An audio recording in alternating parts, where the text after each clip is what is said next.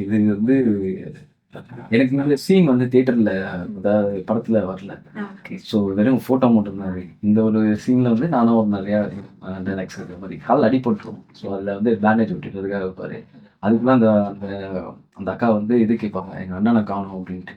அப்ப இவரு போயிட்டு சொல்லிட்டு வரும்போது இந்த இடத்துல சட்டையில அவங்க சட்டை கிழிஞ்சிரும். ஸோ அதான் இந்த இந்த பேண்டேஜ் எடுத்துட்டு அதில ஒட்டிட்டு "நீ போயிட்டு வாம்மா, நான் கூப்பிட்டு வரணுமா" அப்படின்னு சொல்லி.